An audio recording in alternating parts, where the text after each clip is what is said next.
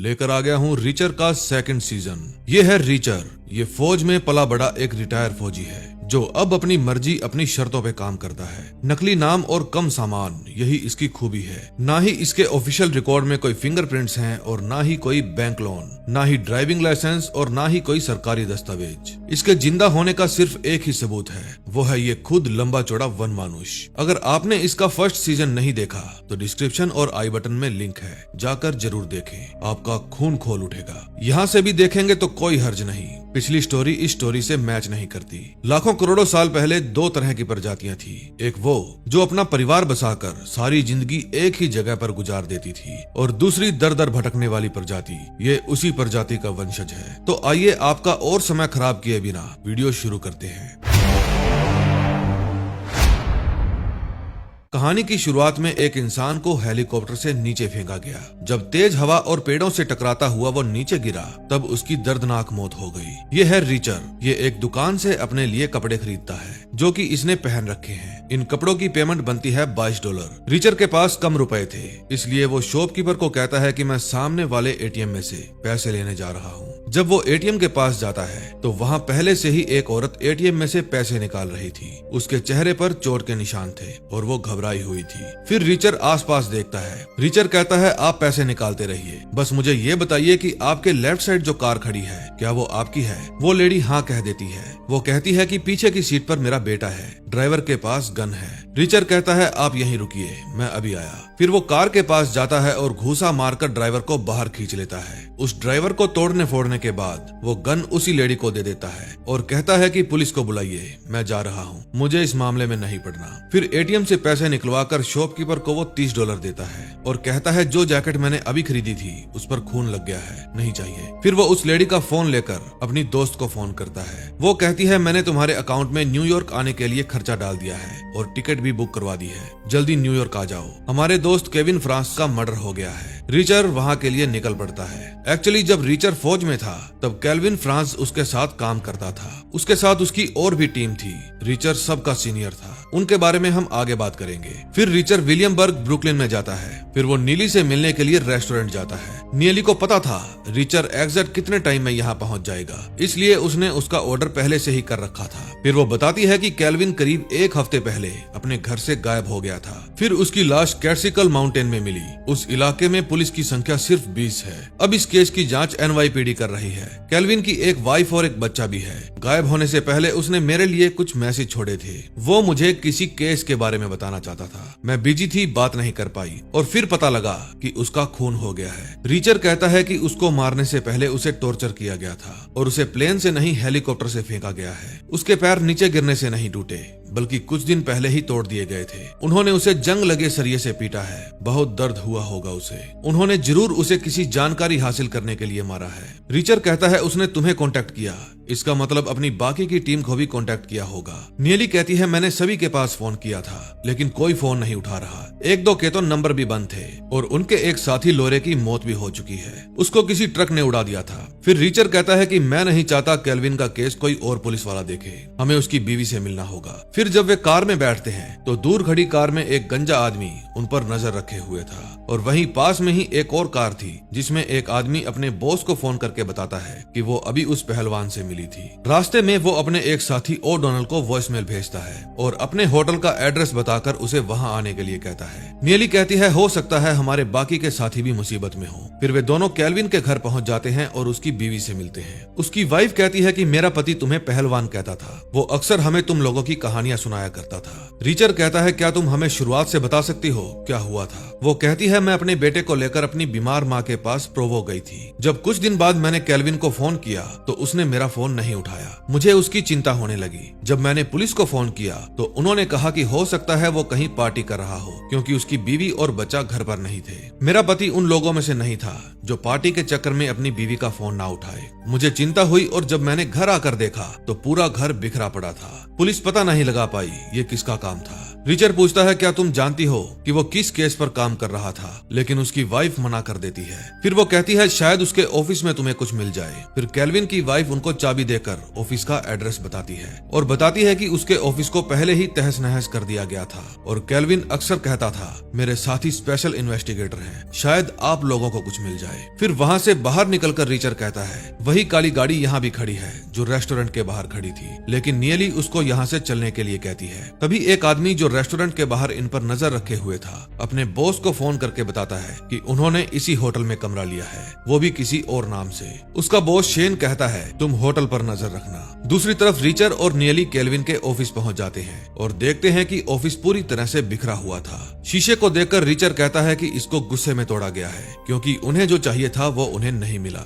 नियली कुर्सी के खोखले पैर को उठाती है और बताती है कि जो भी उन्हें चाहिए था वो बहुत छोटा होगा। तभी वे हर खोखली चीज को तोड़कर देख रहे थे। उन्हें वहाँ पर एक फोटो फ्रेम भी मिलता है जिसमें वो फोटो थी जब वे सब फौज में थे। फिर नियली उसके ऑफिस की चेन देखकर कहती है केल्विन तेज था, वो जानता था कि जिस चीज के कारण उसकी जान को खतरा है उसको ऑफिस में नहीं रखना है, इसलिए उसने ठीक अपनी आंखों के सामने ऑफिस में रखा होगा। फिर वे उस पोस्ट ऑफिस में जाते हैं। 5 बज चुके थे इसलिए ऑफिस बंद हो चुका था। फिर वे अपने रूम में जाते हैं और कार्ड्स खेलते हैं। कार्ड्स खेलते समय वे अपने बीते समय की बातें एक दूसरे को बताते हैं। ये जो लॉस एंजलिस हवाई अड्डे पर खड़ा है इसका नाम है AM। ये इमिग्रेशन एजेंट को बताता है कि मैं यहाँ घूमने आया हूँ। फिर यहाँ से निकलकर वो टॉयलेट में जाता है और वहाँ अपने पासपोर्ट को जला देता है। अगले दिन नियली और रिचर फिर से पोस्टल ऑफिस में जाते हैं। अब समस्या ये थी कि इनको मेल बॉक्स का नंबर नहीं पता था। फिर नियली ऑफिसर का ध्यान भटकाती है और रिचर उस चाबी को अलग अलग मेल बॉक्स में लगाकर देखता है। तभी वहाँ एक बूढ़ी औरत आती है। वो देखती है कि ये अलग अलग बॉक्स में चाबी लगाकर देख रहा है। फिर उसे रिचर के ऊपर शक हो जाता है और वो उसकी शिकायत करने लगती है। इतने में वो चाबी एक बॉक्स में लग जाती है। फिर रिचर उसमें से सारा सामान निकाल लेता है और वहाँ से चला जाता है। फिर कार में जाकर वे सभी पोस्ट को ओपन करके देखते हैं। उनमें से उन्हें एक पेन ड्राइव मिलती है, लेकिन नियली के लैपटॉप में वो वाला पोर्ट नहीं था। फिर वो नियली को कहता है कि तुम जाकर इस पेन ड्राइव को खोलने का जुगाड़ ढूंढो, मैं तुम्हारी कार लेकर चर्च जा रहा हूँ। चर्च में जाकर वो फादर से कहता है कि मैं मेरे कजन को ढूंढ रहा हूँ, उसे नशे की लत है और वो इस चर्च के आसपास ही मंडराता देखा गया है। क्या आपको पता है कि इस इलाके में नशा कौन बेचता है? शायद उनसे मेरे कजन का पता चल सके।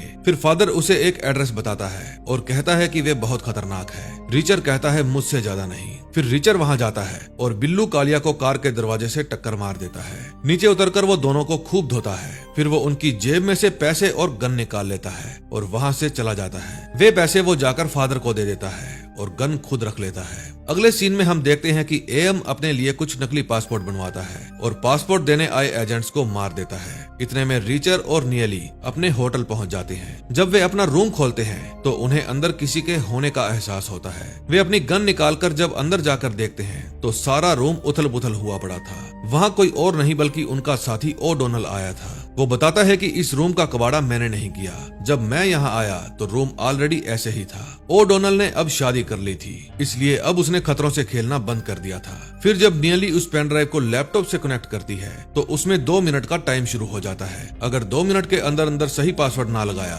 तो ये पेन ड्राइव ऑटो वॉश हो जाएगी। फिर वे तीनों अपना दिमाग दौड़ाते हैं कि उसने कौन कौन सा पासवर्ड लगाया होगा। तभी ओडोनल कहता है कि केल्विन रिचर को अपना हीरो मानता था और जब नियली रिचर लिखकर एंटर दबाती है तो पेन ड्राइव ओपन हो जाती है। ये देखकर रिचर भावुक हो जाता है। दूसरी तरफ AM अपने लिए डेनवर की फ्लाइट बुक करता है। तभी नियली एक प्रिंट निकालती है। उसमें कुछ नाम थे जिनका फर्स्ट नेम A से शुरू होता है और लास्ट नेम M से। इन सभी नामों का एक ही मतलब था, AM। फिर ओडोनल कहता है कि जिन लोगों ने तुम्हारे रूम का ये हाल किया है वे दोबारा ऐसा करने से बाज नहीं आएंगे, हमें और लोगों की जरूरत होगी। नियली कहती है तुम्हारे अलावा हम किसी से भी कांटेक्ट नहीं कर पाए। ओडोनल कहता है कि मुझे पता है स्वान कहाँ रहता है, मैं उसको कांटेक्ट करता हूँ। फिर वे स्वान के घर जाते हैं। घर के अंदर बहुत तेज बदबू आ रही थी। फिर जब वे घर को अच्छे से चेक करते हैं तो पाते हैं कि टॉयलेट में स्वान का कुत्ता मरा पड़ा था। इसका सीधा सीधा मतलब ये था कि स्वान कई दिनों से घर नहीं आया और ये कुत्ता भूख और प्यास की वजह से मर गया। ये टॉयलेट सीट का सारा पानी पी गया था।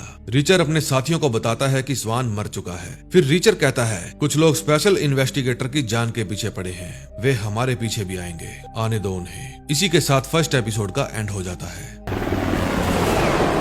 सेकंड एपिसोड में हम देखते हैं ओडोनल पूछता है कोई हम तक क्यों नहीं पहुंच पाया। रिचर कहता है तुम अपनी फैमिली के साथ घूमने गए हुए थे, मुझे कोई ढूंढ नहीं पाता और शायद उन्हें नियली का पता नहीं होगा। नियली कहती है वो मेरे होटल के रूम तक तो आ गए, बस मैं ही उन्हें नहीं मिली। फिर रिचर कहता है वो सामने वाली ब्लैक कार कल से हमारा पीछा कर रही है, मैं अभी उसका हालचाल पूछ कर आता हूँ। फिर रिचर जाकर सीधा कार की बोनेट पर लात मारता है, कार का एयरबैग खुल जाता है और उस गंजे की नाक पर चोट लग जाती है। फिर जैसे ही वो कार से बाहर निकलता है फिर वो उसको 3-4 और फटके देता है। फिर नियली उसकी जेब चेक करती है, उसके बैच को देखकर वो समझ जाती है कि ये पुलिस वाला है और इसका नाम रूसो है, NYPD से। अब वे तीनों वहाँ से खिसक लेते हैं। रास्ते में ओडोनल रिचर को डराता है कि उसके होश में आने के बाद तुम्हारी खैर नहीं। रिचर कहता है मैंने उसे मारा नहीं, सिर्फ उसकी नाक तोड़ी है। नियली कहती है कि कैल्विन के मर्डर की इन्वेस्टिगेशन रूसो ही कर रहा है, मैंने उसका नाम फाइल में देखा था। अब हमें उसके होश में आने से पहले होटल छोड़ना होगा और रेंज रोवर छोड़कर सस्ती सी कार लेनी होगी ताकि पकड़े ना जाए।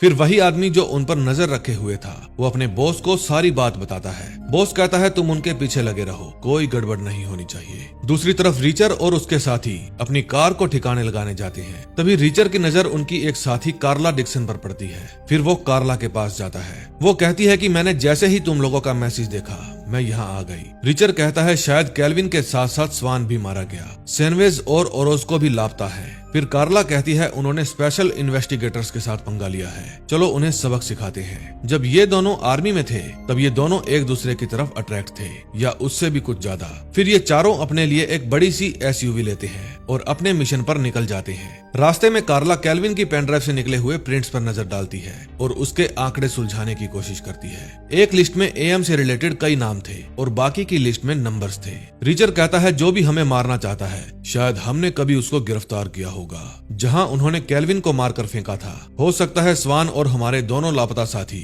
वो भी वहीं पर हों। फिर सेरोपियन नाम का वो आदमी जो उनकी कार का पीछा कर रहा था अपने बॉस को बताता है कि उन्होंने नकली नाम से एक नई कार ली है किराए पर। वे अटलांटिक सिटी जा रहे हैं शायद अपने बाकी के साथियों को ढूंढने के लिए। बॉस कहता है ये तो अच्छी बात है, जब सभी एक साथ एक ही जगह पर हो तो उन सबको उड़ा देना, तुम्हें और लोगों की जरूरत हो तो बुला लेना, कल तक वे सभी मर जाने चाहिए। फिर वे अटलांटिक सिटी न्यूयॉर्क जर्सी पहुंच जाते हैं। फिर वे ओरोस्को के घर जाते हैं। वहाँ की हालत भी बहुत खराब थी, सारा सामान बिखरा पड़ा था। वहाँ ओरोस्को का लाइटर और वही फोटो भी पड़ी थी जो कैल्विन के ऑफिस में भी थी। रिचर को छोड़कर सबके पास वो फोटो थी क्योंकि फोटो के लिए दीवार का होना जरूरी है। रिचर के पास तो घर ही नहीं था तो दीवार कहाँ से होगी। फिर उन्हें वहाँ एक फोटो मिलती है जिसमें उनका साथी सैनवेज किसी लड़की के साथ था। उनको पता था कि ये लड़की कहाँ मिलेगी। फिर रिचर वो फोटो ले लेता है और उसके बाद सभी लकी लॉन्च जाते हैं। रिचर और नियली अंदर जाते हैं और बाकी दोनों बाहर खड़े रहते हैं। फिर वे दोनों रिसेप्शन पर जाते हैं। रिसेप्शन वाला आदमी अपने साथी को कहता है ये लोग मिलेना से मिलना चाहते हैं, वो ऑफिस में होगी,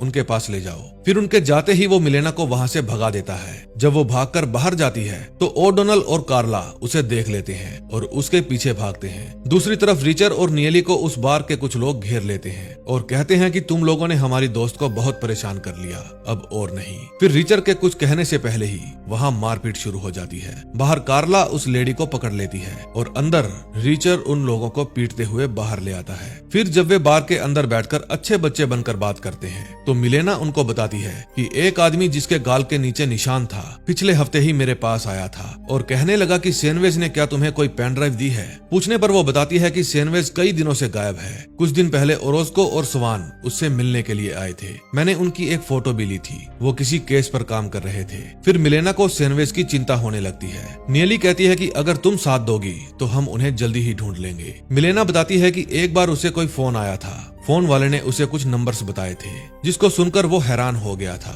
उसके बाद वो बाहर चला गया और फिर कभी लौट कर नहीं आया। उसने कहा था 650 हर एक का 100,000। उसने जाने से पहले मेरे गाल पर किस भी किया था। फिर वहाँ से दूसरी जगह जाकर वे अनुमान लगाते हैं, हो सकता है कि ये किसी कार की नंबर प्लेट हो या फिर कुछ और भी हो सकता है। कार्ला कहती है कि ये मामला मुझे $650 करोड़ का लग रहा है क्योंकि सैनवेज और ओरोस्को किसी कसिनो की सुरक्षा संभालते थे। शायद ये मामला यहीं से शुरू हुआ होगा, यहीं उसके हाथ कोई बड़ी चीज लगी होगी जिसकी बात उसने स्वान और कैल्विन से की होगी। तभी वहाँ वेट्रेस आती है। रिचर उसको कसिनो के डायरेक्टर ऑफ सिक्योरिटी से बात करवाने को कहता है। फिर वे डायरेक्टर के पास जाते हैं। वो कहता है कि अक्सर वे दोनों तुम लोगों की ही बात किया करते थे। रिचर कहता है हमें पता लगा है अब वे इस दुनिया में नहीं है। इस बात का डायरेक्टर को विश्वास नहीं होता। फिर कार्ला उसे उन नंबर्स वाली लिस्ट देती है लेकिन ये उसकी समझ से बाहर थी। फिर रीचर कहता है कि शायद वे 650 करोड़ डॉलर के स्कैम की तफ्तीश कर रहे थे। डायरेक्टर कहता है कि हमारे कसिनो के अकाउंट्स एकदम क्लियर हैं, एक भी डॉलर कम नहीं है। फिर रीचर उसे एएम वाले नामों की लिस्ट देता है और पूछता है कि क्या ये लोग आपके होटल में कभी रुके हैं। फिर डायरेक्टर कहता है इस काम में कुछ समय लग सकता है, आप लोग कहाँ रुके हैं? इन लोगों ने अभी तक कहीं भी रूम नहीं लिया था। फिर डायरेक्टर कहता है मेरे होटल में सिर्फ एक ही स्वीट खाली है, मैं वहाँ आपका बंदोबस्त करवा देता हूँ। रीचर वहाँ जाने के लिए मना कर रहा था, लेकिन जब ये लोग जाकर उस होटल के रूम को देखते हैं तो देखते ही रह जाते हैं। फिर वे सब वहाँ बैठकर एंजॉय करते हैं। कार्ला बताती है कि वो शादी करने वाली है। फिर नियली कहती है मैं अपने काम में बहुत खुश हूँ, एक बड़ी कंपनी से कॉन्ट्रैक्ट मिलने वाला है, वो काम हाथ लगा तो मौज ही मौज हो जाएगी। फिर ओडोनाल्ड रीचर के बारे में पूछता है। रीचर कहता है कि मैं अपने ब्रश के साथ अक्सर एक जगह से दूसरी जगह घूमता रहता हूँ, कई बार ट्रेन से तो कई बार लिफ्ट से। कभी कभी लोग मुझे खाना खिला देते हैं तो कभी मैं दुकानों के बाहर सजा खाना चुरा लेता हूँ, सोने के लिए सस्ते मोटल ढूंढता हूँ या फिर कभी कभी ट्रकों के पीछे वाले हिस्से में भी सो जाता हूँ। कार्ला पूछती है क्या तुम्हें कभी अकेलापन नहीं सताता? रीचर फिर से इमोशनल हो जाता है। फिर रात को वो होटल के बफे में से प्लेट भर के खाना ले लेता है। फिर बूढ़ी वेट्रेस कहती है कि खाना फ्री है तो इसका मतलब ये नहीं कि तुम खुद को ज्यादा खाने के लिए चैलेंज ही दे दो। रीचर कहता है इतना ही खाना और खाऊंगा, अभी कोई तकलीफ? फिर वो उन नंबर्स पर नजर डालता है लेकिन कुछ भी हाथ नहीं लगता। फिर वो कार्ला की आवाज सुनकर उसके पास जाता है। वो एक गेम खेलकर बहुत सारे पैसे जीत गई थी। सेरोपियन नाम का वो आदमी अभी भी उनके ऊपर नजर रखे हुए था। फिर वे दोनों कसिनो के बाहर टहलने जाते हैं। कार्ला अब भी रीचर को चाहती थी लेकिन रीचर उससे एक सीनियर की तरह बात कर रहा था। फिर कार्ला कहती है कि दो लोग हमारा पीछा कर रहे हैं, शायद वो कैश के लिए आए हैं जो मैंने जीता है। रीचर कहता है कि मेरा अंदाजा है सामने वाली कार में से कोई न कोई हथियार लेकर बाहर आएगा। फिर रीचर और कार्ला रेलिंग के ऊपर से कूदकर दूसरी तरफ चले जाते हैं। सेरोपियन और उसके आदमी उनका पीछा करते हैं। अंदर जाकर रीचर और कार्ला अलग अलग हो जाते हैं। रीचर देखता है कि वहाँ सीमेंट से रिलेटेड काम चल रहा था। फिर रीचर उस फैक्ट्री के ऊपर चढ़ने लगता है। एक आदमी उसे देख लेता है और वो भी उसका पीछा करने लगता है। जब वो ऊपर पहुँचता है तो रीचर उसको बिना साबुन के ही धोने लगता है और उसे उठाकर नीचे फेंक देता है। दूसरे आदमी को कार्ला ठिकाने लगा देती है। अब बारी आती है सिरोपियन की। ये लंबा चौड़ा वन मानुष उसे बहुत मारता है और उसे मारने के बाद उसकी जेब से उसकी कार की चाबियां निकाल लेता है। उसकी कार की चेकिंग करने पर उसको इन सभी दोस्तों के प्रिंट मिलते हैं जिनमें इनकी डिटेल लिखी हुई थी। फिर रीचर को वहाँ फोन मिलता है। जब वो उसका लास्ट नंबर डायल करके देखता है तो उसका बॉस पूछता है क्या काम हो गया? रीचर कहता है वैसा तो नहीं जैसा तुम चाहते थे, पर हाँ हो गया। फिर वो फोन कट कर देता है। ये दोनों ही बर्नर फोन यूज कर रहे थे जिनको ट्रैक नहीं किया जा सकता। फिर कार्ला को कार के अंदर एक पार्किंग कार्ड मिलता है जो कल सुबह का ही था। फिर वे उन तीनों की लाशों को छुपाने के लिए सीमेंट के अंदर डाल देते हैं ताकि पुलिस इनके पीछे ना पड़े। फिर होटल जाकर ये वन मानुष अपनी पत्थर की बॉडी पर आए हुए एक छोटे से स्क्रैच की देखभाल करता है। थोड़ी सी चोट तो कार्ला को भी लगी थी। फिर वो हमारी मम्मियों के जैसे उस घाव पर दवाई लगाकर फूंक मारता है। ये क्या बकवास है, ये दोनों किसी और ही चक्कर में थे। अगले दिन सुबह हम एएम को देखते हैं। एक आदमी उसके पास आता है और कहता है कि सारे के सारे 650 हमने ट्रकों में भर दिए हैं। ट्रक में जीपीएस भी लगा दिया है, तुम ट्रक को ट्रैक कर सकते हो। रास्ते में 2 जगह तुमको मदद भी मिलेगी। ट्रक ड्राइवर को कोई भी नुकसान नहीं होना चाहिए। दूसरी तरफ होटल में डायरेक्टर उन चारों से मिलने आता है। वो बताता है कि न्यूयॉर्क पुलिस को 2 और लाशें मिली हैं, शायद वो तुम्हारे दोस्तों की होंगी। लाश काफी सड़ चुकी है। फिर चोटों के निशान देखकर रीचर समझ जाता है कि उनको भी हेलीकॉप्टर से फेंका गया है। डायरेक्टर कहता है कि मैंने अपने बाकी के कैसीनो में भी पता किया है, वहाँ भी पैसों को लेकर कोई धोखाधड़ी नहीं हुई है और ना ही इन नामों वाले कोई आदमी हमारे होटल में रुके हैं। फिर रीचर वहाँ से जाने लगता है और कहता है कि हमें और गन्स चाहिए। अब देखते हैं 3rd एपिसोड में क्या होता है। 3rd एपिसोड में हमें 10 दिन पहले का समय दिखाया जाता है। शेन के आदमी कैल्विन को पीट रहे थे। फिर शेन उससे पूछता है कि तुम मुझे वो बता दो जो मैं जानना चाहता हूँ, वरना तुम्हारे साथियों को भी मार डालूंगा। लेकिन कैल्विन उसके मुंह पर थूक देता है। फिर वो गुस्से में एक जंग लगी रोड लेकर आता है और उससे कैल्विन की लातें तोड़ देता है। फिर वे उसे हेलीकॉप्टर में ले जाते हैं। कैल्विन कहता है तुम्हें पता नहीं है पहलवान तुम्हारा क्या हाल करेगा। फिर शेन के इशारे पर उसके आदमी कैल्विन को नीचे फेंक देते हैं। अब प्रेजेंट में आते हैं। रीचर अपने लिए बहुत सारी गन खरीदने जाता है, लेकिन उनको खरीदने के लिए सरकार के रूल्स इतने ज्यादा थे कि वो उनको एक मोटी रकम देकर किराए पर ले लेता है। फिर वो अपने साथियों के साथ उनको मारने के लिए जाता है, जिनके बारे में इन सभी को ही कुछ नहीं पता था और ना ही ये पता था कि वो कहाँ मिलेंगे। तभी उनके पीछे एक पुलिस की कार पड़ जाती है। कार्ला अपनी गाड़ी को साइड में रोक देती है। पीछे वाली कार में से एक पुलिस वाला निकलकर बाहर आता है और उन्हें कहता है कि तुम चारों यहीं रुको, मैं अभी आता हूँ। रीचर अपनी गन नियली को दे देता है और कहता है कि जरूरत पड़े तो चला भी लेना। फिर कुछ देर बाद वहाँ पर वही गंजा पुलिस वाला रूसो आता है। वो रिचर को बाहर निकलने के लिए कहता है। रिचर नियली को कहता है मेरी जमानत करवा देना। फिर रूसो उस पहलवान को गिरफ्तार कर लेता है। रिचर ओडोनल को कहता है तुमने वकालत भी तो की थी, कब काम आएगी। फिर ओडोनल रूसो को कहता है कि मैं वकील हूँ, मुझे इसके साथ चलना होगा। फिर रूसो दोनों को ही अपने साथ ले जाने लगता है। रिचर पूछता है तुमने मुझे ढूंढा कैसे। रूसो कहता है मैंने सभी पुलिस वालों तक ये इन्फॉर्मेशन पहुंचा दी थी कि जिस भी कार में तुम्हें दानव जैसा आदमी बैठा दिखे मुझे खबर कर देना। दूसरी तरफ नियली और कार्ला एक कंपनी में जाते हैं और सेरोपियन की कार में से मिला पास दिखाकर पूछते हैं ये किसके नाम पर इशू किया गया था। पहले तो वो औरत मना कर देती है, लेकिन कार्ला उसे बताती है कि हमारे कुछ दोस्त मारे गए हैं, हम उनकी इन्वेस्टिगेशन कर रहे हैं। फिर वो लेडी हेल्प करने के लिए तैयार हो जाती है। दूसरी तरफ रूसो उन दोनों को पुलिस स्टेशन ले जाता है। रिचर पूछता है टकले तू मुझे यहाँ क्यों लेकर आया है। रूसो कहता है तुम्हारे 2 और दोस्त मारे गए और तुम लोग मेरी इन्वेस्टिगेशन में टांग अड़ा रहे हो। मैं चाहूँ तो तुम दोनों को अंदर कर सकता हूँ, लेकिन मुझे तुम लोगों से बात करनी है। फिर सब बैठ जाते हैं। रूसो पूछता है कि जब मैंने केल्विन की कॉल डिटेल्स निकाली तो उसने तुम्हें छोड़कर बाकी सबको फोन किया था, ऐसा क्यों। रिचर कहता है मैं फोन नहीं रखता। रूसो कहता है कि तुम सब एक ही यूनिट में थे और अब तुम सब लोग मारे जा रहे हो, कुछ तो है जो तुम लोग जानते हो। रिचर कहता है बताता हूँ, बदले में तुम्हें भी कुछ बताना होगा। दूसरी तरफ वो लेडी कार्ला और नियली को आकर बताती है कि ये पास जिसको इशू किया गया था उसका नाम सेरोपियन है। वो यहाँ इंटरव्यू देने के लिए आया था। हमें गाड़ियाँ और खिड़कियाँ धोने के लिए एक आदमी की जरूरत थी। फिर वो उस आदमी का पता उन दोनों को दे देती है। दूसरी तरफ रिचर उसे सब कुछ बता देता है कि हमें लगता है कि ये $650 करोड़ का मामला है। रूसो इनके दोस्त पर ही शक करता है और इस बात पर रिचर गुस्सा हो जाता है। वो रूसो को कहता है कि मुझे तो तुम पर ही शक है, मुझे लगता है तुम करप्ट पुलिस वाले हो। फिर रूसो गुस्सा हो जाता है और वो रिचर की हथकड़ी खोलकर कहता है मैं रिश्वत नहीं लेता। फिर ओडोनल दोनों को शांत करता है और कहता है कि डिटेक्टिव आप हमें कोई ऐसी जानकारी दो जो हमें पहले से ना पता हो। रूसो कहता है कि हमें केल्विन के ऑफिस से प्रिंटर में से एक नाम पता चला है, अजहरी महमूद। प्रिंटर में इंक खत्म हो जाने के कारण एक अधूरा टास्क था। फिर वो रिचर को वो प्रिंट दिखाता है और बताता है कि इंटरपोल के मुताबिक ये आतंकवादी संगठनों को हथियार बेचता है। रिचर कहता है मुझे नहीं लगता इसका नाम अजहरी महमूद होगा, इसका नाम भी बाकी के लोगों की तरह ए और एम से ही शुरू होता है। फिर वो उस पेपर पर सभी नाम लिखकर रूसो को देता है और कहता है कि होम मिनिस्ट्री से कहो इन सभी नामों पर नजर रखे। अब इन लोगों ने जितना सोचा था ये केस उससे ज्यादा उलझ गया था। दूसरी तरफ कार्ला और नियली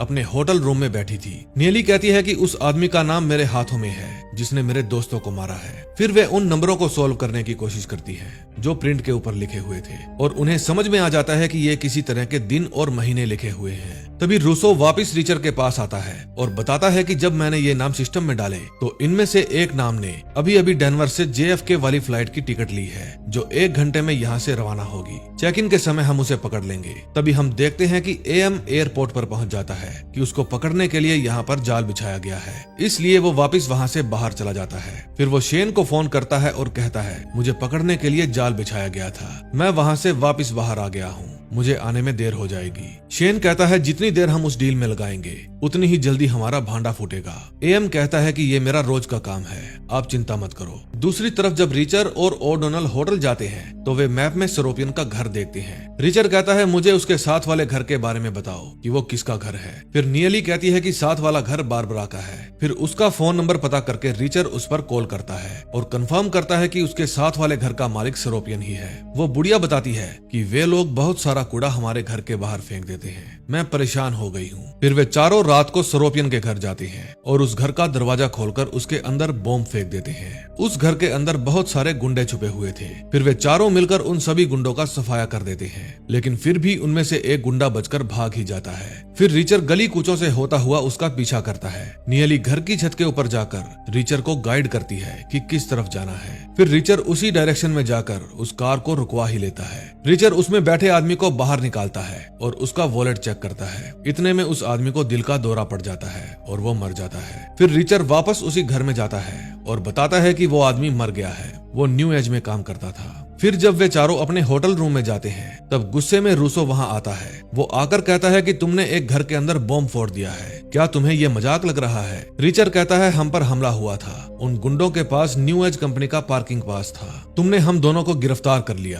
फिर कार्ला और नीली ने उस कंपनी में जाकर पता लगाया कि वो किसके नाम पर इशू था। रूसो कहता है कि एक हत्यारे ने किसी कंपनी में अपना सही एड्रेस दे दिया। वाह। रिचर कहता है वे चाहते थे हम वहां जाएं क्योंकि वहां बहुत सारे लोग थे जो हमारा इंतजार कर रहे थे। वे हमें मारते उससे पहले हमने ही उन्हें मार दिया। उनमें से एक के पास ये आईडी मिली थी, हमने उसकी कार की नंबर प्लेट बदलकर उसको पीछे वाली गली में पार्क कर दिया है, पता नहीं कब और कहां गाड़ी की जरूरत पड़ जाए। फिर रूसो बताता है कि तुम्हारा एएम कल एयरपोर्ट पर आया ही नहीं। रिचर कहता है उसे न्यूयॉर्क जाना है और वो किसी भी हालत में वहां जाकर ही रहेगा। फिर रिचर रूसो को कहता है कि आगे से तुम्हें आने की जरूरत नहीं है, तुम मुझे फोन कर लिया करो। उसने कल जो गुंडे मारे थे उनमें से एक का फोन उठा कर ले आया था। पुलिस वाला कहता है कि जब तक मैं ना कहूँ तुम इस कमरे से बाहर मत निकलना। फिर उसके जाते ही ये चारों अपनी कार में बैठ जाते हैं। रिचर सबको प्लान समझाता है कि कार की स्पीड 60 से ऊपर नहीं होनी चाहिए। अलार्म बजते ही 4 मिनट के अंदर अंदर पुलिस आ जाएगी, इसलिए जो भी हाथ लगा उसे लेकर बाहर आ जाना। फिर वे न्यू एज की बिल्डिंग में जाकर ऑपरेशन ऑफ डायरेक्टर के ऑफिस में जाते हैं। अलार्म बजने लगता है। फिर वे सभी कार से निकलकर छानबीन शुरू कर देते हैं। उस ऑफिस में जितनी भी फाइलें थी और सर्वर में जितनी भी हार्ड डिस्क थी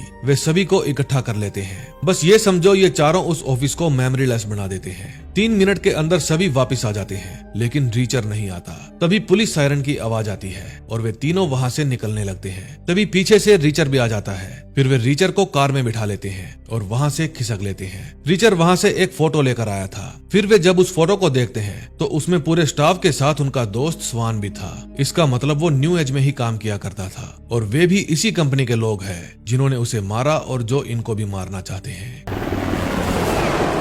4th एपिसोड में हम देखते हैं पिछली रात न्यू एज के ऑफिस में से जो ये फाइलें चुरा कर लाए थे अब ये उन्हें चेक कर रहे थे, लेकिन उनको उन फाइलों में कुछ भी नहीं मिलता। और डोनाल्ड को लगता है कि स्वान उनके साथ काम करता है, इसलिए वो मरा नहीं कहीं छिपा हुआ है। लेकिन रिचर कहता है कि मैं स्वान को अच्छे से जानता हूँ, वो इन बुरे लोगों के लिए कभी काम नहीं करेगा। फिर ओ डोनाल्ड रिचर को दिखाता है कि स्वान की पोस्ट इस कंपनी में डायरेक्टर ऑफ सिक्योरिटी की थी और इसी पोस्ट पर एक और आदमी भी था जिसका नाम शेन लैंगस्टोन था। रिचर कहता है हो सकता है उस दूसरे आदमी ने ही स्वान को फंसाया हो। इस लिस्ट में एक और आदमी की फोटो भी थी जिसे रिचर को देखकर दिल का दौरा पड़ गया था। फिर ओ डोनाल्ड कहता है कैसे निपटेंगे इन सबसे। रिचर कहता है एक एक करके। दूसरी तरफ रूसो का बॉस उसे डांटता है और कहता है कि एक घर में बॉम्ब फट गया और कई लोगों की मौत हो गई और तुमको वहां से कोई भी सबूत नहीं मिला। रूसो मना कर देता है। वे चारों अभी भी होटल में बैठे उन फाइलों की जांच कर रहे थे। नियली कहती है कि स्वान ने किसी लड़की को एक मेल की थी। उसने कहा मुझे कुछ गाने पसंद हैं, तुम्हें भी जरूर सुनने चाहिए। उसने जिन जिन गानों का नाम लिखा था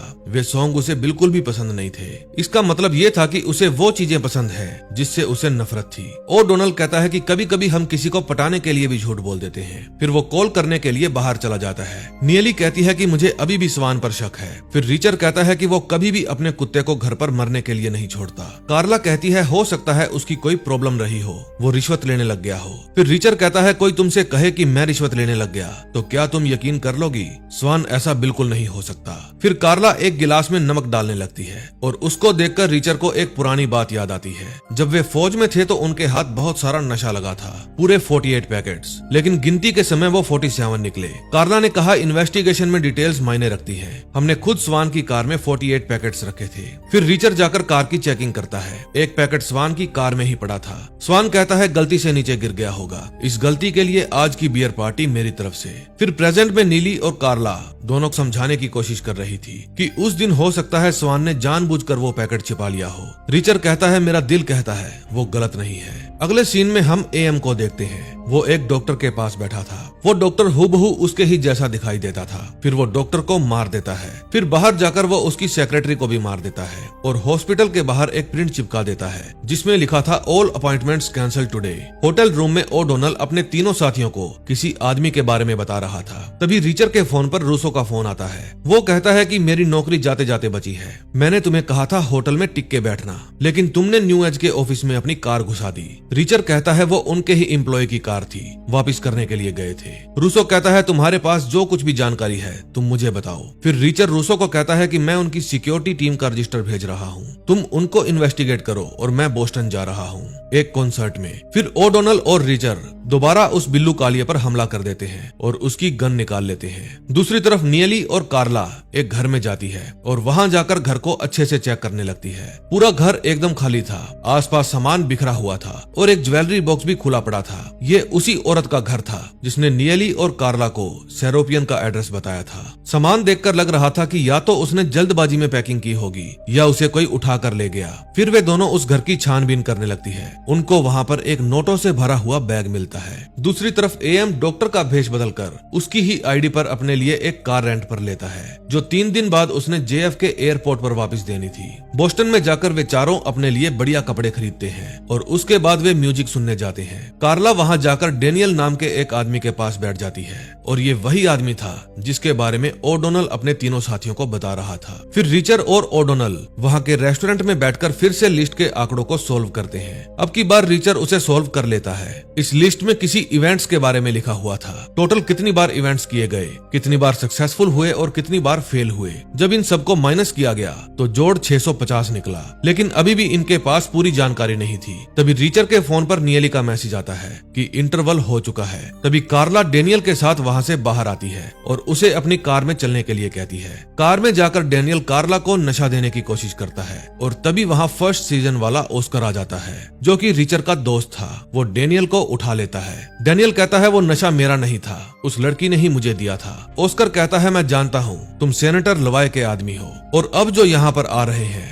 उनको कोई फर्क नहीं पड़ता कि तुम्हारा बॉस कौन है। फिर वहाँ पर FBI के स्पेशल एजेंट जैक और ब्लैक आते हैं। डेनियल कहता है मेरा वकील मुझे 1 घंटे में यहाँ से निकाल लेगा। ओडोनल उसे समझाता है जब तक तुम्हारा वकील यहाँ आएगा तब तक तुम्हारी न्यूज अखबार पर छप चुकी होगी कि तुम एक अनजान लड़की के साथ नशे की हालत में पाए गए। रिचर कहता है कि लिटिल विंग के बारे में बताओगे तो यहाँ से जा सकते हो। फिर ओडोनल कहता है कि तुम्हारी वाइफ को उस लड़की के बारे में बताना ही पड़ेगा। डेनियल मान जाता है। फिर वो बताता है कि लिटिल विंग सिर्फ एक कोड नेम है एक नई टेक्नोलॉजी के लिए जो अभी बन रही है। उसमें कुछ कमाल के एंटी मिसाइल सॉफ्टवेयर्स हैं जो कमर्शियल प्लेन्स की सुरक्षा के लिए इस्तेमाल किए जा सकते हैं, लेकिन इसके लिए एक एरोनॉटिक कंपनी ने हमसे कॉन्टेक्ट किया। कंपनी का नाम है न्यू एज। उन्हें पता लगा है कि वे सॉफ्टवेयर बदलने जा रहे हैं। इससे मिसाइल को किसी के भी खिलाफ इस्तेमाल किया जा सकता है। इस सॉफ्टवेयर की वजह से मिसाइल किसी भी हमले को आसानी से डिफेंड कर सकती है। अगर एक बार ये मिसाइल लॉन्च हो गई तो टारगेट को हिट करके ही मानती है। इसके अलावा मैं कुछ नहीं जानता।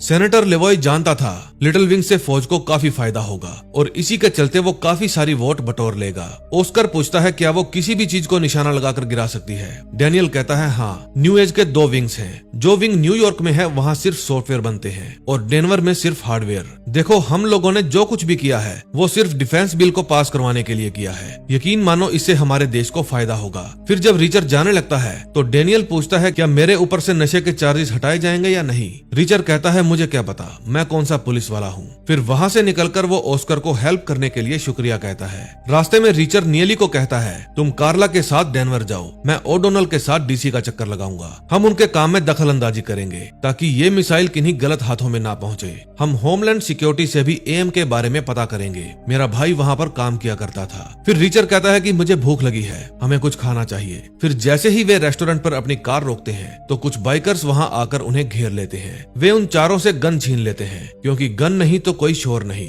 फिर वो गोरिल्ला और उसके साथी उन सभी को अच्छे से धोते हैं। उन बाइकर्स को ये नहीं पता था इनका बैकग्राउंड काफी खतरनाक रहा है। फिर ये चारों उन सभी बाइकर्स को चारों खाने चित कर देते हैं। फिर वे उनके बैग में से अपनी गन्स वापस ले लेते हैं। फिर रिचर उन बाइकर्स में से एक का फोन निकालकर उनके बॉस शेन को फोन करता है और कहता है कि काम हो गया है पर वैसा नहीं जैसा तुमने चाहा था। शेन कहता है तुम मेरे काम में टांग अड़ा रहे हो, मैं तुम्हें वो सब कुछ दे सकता हूँ जो तुम मुझसे मांग सकते हो, बताओ क्या चाहिए तुम्हें। रिचर कहता है मैं तुम्हें हेलीकॉप्टर से फेंकना चाहता हूँ। और इसी के साथ 4th एपिसोड का एंड हो जाता है। दोस्तों अगले 4 एपिसोड मैं नेक्स्ट वीडियो में लेकर आऊंगा। अगर आपने हमारा चैनल अभी तक सब्सक्राइब नहीं किया तो प्लीज कर लीजिए। हम ऐसी ही मजेदार वीडियोस आप लोगों के लिए लाते रहते हैं। और हाँ एक बात और दोस्तों, मेरे नए चैनल का लिंक आपको डिस्क्रिप्शन में मिल जाएगा। उसका नाम है मूवी स्टॉक। वहाँ भी मैं मजेदार वीडियोस अपलोड करता हूँ, सो प्लीज जाकर उसे भी सब्सक्राइब कर लें। मिलते हैं नए दिन नई वीडियो के साथ। Till then bye bye.